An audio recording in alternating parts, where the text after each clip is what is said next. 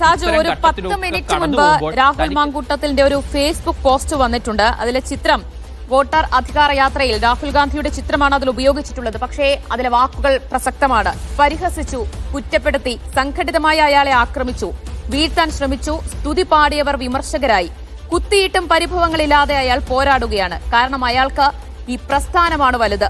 പദവികൾക്കപ്പുറം അയാൾ കോൺഗ്രസുകാരനാണ്. രാഹുൽ ഗാന്ധി ലവ് എന്ന് പറഞ്ഞിട്ടാണ് ഇട്ടിട്ടുള്ളത്. പക്ഷേ എങ്കിലും അത് മറ്റു പലർക്കുമുള്ള ഒരു മറുപടി എന്നോണം അതിനെ വ്യാഖ്യാനിക്കണോ? സംഘടിതമായ ഒരു ആക്രമണമായ രാഹുൽ മാങ്കൂട്ടത്തിൽ നേരെയും ഉണ്ടാകുന്നു എന്നാണോ പറഞ്ഞു വയ്ക്കുന്നത്?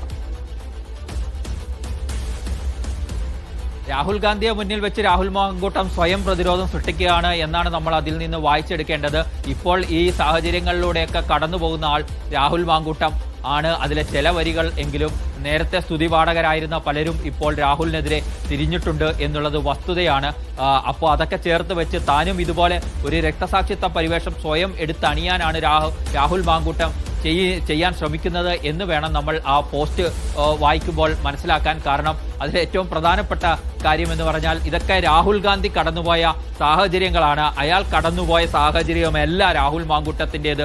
അതുകൊണ്ട് രാഹുൽ മാങ്കൂട്ടം രാഹുൽ ഗാന്ധിയെക്കുറിച്ച് പറഞ്ഞതാണെങ്കിൽ അത് രാഹുൽ ഗാന്ധിയെക്കുറിച്ച് തന്നെ ആയിക്കോട്ടെ എന്ന് വിലയിരുത്തുകയായിരിക്കും നല്ലത്.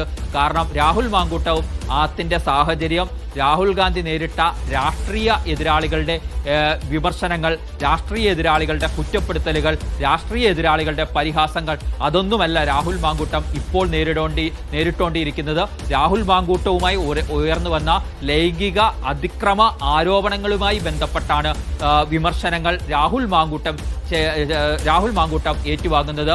രാഹുൽ മാങ്കൂട്ടം ഏറ്റുവാങ്ങുന്ന വിമർശനങ്ങൾ അല്ലെങ്കിൽ അയാൾക്ക് നേരെയുള്ള കുറ്റപ്പെടുത്തലുകൾ, അയാൾക്ക് നേരെയുള്ള പരിഹാസം എന്നിവയെല്ലാം വരുന്നത് ലൈംഗിക ആരോപണ അതിക്രമങ്ങളും അശ്ലീല സന്ദേശ വിവാദങ്ങളുമൊക്കെയായി ബന്ധപ്പെട്ടതാണ്. രാഹുൽ ഗാന്ധി അങ്ങനെയല്ല എന്നതുകൂടി ഓർക്കുക. അദ്ദേഹം രാഷ്ട്രീയ എതിരാളികളായിട്ടാണ് പരിഹസിക്കപ്പെടുന്നത്. രാഷ്ട്രീയ എതിരാളികളാണ് അദ്ദേഹത്തിനെതിരെ അതിക്രമം നടത്തുന്നത്. രാഷ്ട്രീയ എതിരാളികളാണ് രാഹുൽ ഗാന്ധിയെ കുറ്റപ്പെടുത്തുന്നത്. ഇത് രണ്ടും നമ്മൾ ചേർത്ത് വായിക്കേണ്ടതില്ല.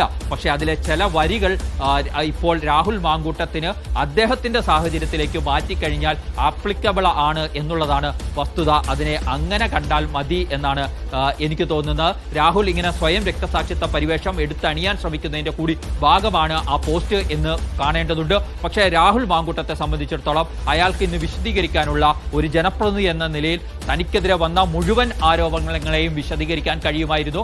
അത് സംബന്ധിച്ച ചോദ്യങ്ങൾ മാധ്യമപ്രവർത്തകർ ഉന്നയിക്കാനും തയ്യാറായിരുന്നു. പക്ഷേ അതിനൊന്നും കാത്തു നിൽക്കാതെ രാഹുൽ മാങ്കൂട്ടം ഒരു ആരോപണം മാത്രം എടുത്തു വെച്ചുകൊണ്ട് അതിൽ തനിക്കെതിരെ ഒരു ഗൂഢാലോചന നടന്നു എന്ന പ്രതീതി സൃഷ്ടിക്കാനാണ് ശ്രമിച്ചത്. അങ്ങനെ ആ ഗൂഢാലോചന സിദ്ധാന്തം വെച്ച് മറ്റു കാര്യങ്ങളൊക്കെ ആ ചർച്ച ഇപ്പുറത്തേക്ക് ഡൈവേർട്ട് ചെയ്ത് നിർത്തുക എന്നതായിരുന്നു രാഹുൽ മാങ്കൂട്ടത്തിന്റെ ലക്ഷ്യം എന്ന് വേണം നമ്മൾ കണക്കാക്കാൻ. അല്ലെങ്കിൽ ഒരു ജനപ്രതിനിധി തനിക്കെതിരെ ഉയർന്നു വന്ന ഏറ്റവും ഗുരുതരമായ ആരോപണങ്ങൾക്കല്ലേ ആദ്യം മറുപടി പറയേണ്ടത്. അത്തരം ആരോപണങ്ങൾക്ക് മറുപടി പറയാതെയാണ് രാഹുൽ മാങ്കൂട്ടം ഇന്ന് പോയിരിക്കുന്നത്. അവിടെ രാഹുൽ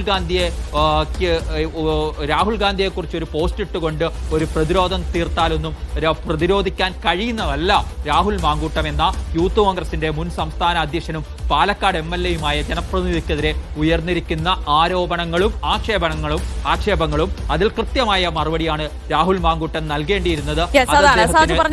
സ്വയം രക്തസാക്ഷി പരിവേഷം എടുത്തണിയാനുള്ള ശ്രമമാണ് രാഹുൽ മാങ്കൂട്ടത്തിലെ ഈ അവസാന നിമിഷവും നടത്തിക്കൊണ്ടിരിക്കുന്നത്. രാജിക്ക് മുൻപും രാജി ഉണ്ടാകുമെന്നുള്ള സൂചനകൾ ഇതാ പുറത്തു വന്നുകൊണ്ടിരിക്കുന്നു. അതിലൊരു ഔദ്യോഗിക പ്രഖ്യാപനം വരേണ്ടതുള്ളൂ. പക്ഷേ അപ്പോഴും പ്രസ്ഥാനത്തോടുള്ള സ്നേഹം പ്രകടിപ്പിക്കാൻ എന്നോണം ഒരു പോസ്റ്റ് ഇട്ടിരിക്കുകയാണ്. പക്ഷേ അതിലെ വാക്കുകൾ ശ്രദ്ധേയമാണ്. സ്തുതിപാടിയവർ വിമർശകരായി, കുത്തിയിട്ടും പരിഭവങ്ങളില്ലാതെ അയാൾ പോരാടുന്നു എന്നാണ് രാഹുൽ മാങ്കൂട്ടത്തിന്റെ ഏറ്റവും അവസാനത്തെ ഫേസ്ബുക്ക് പോസ്റ്റ്.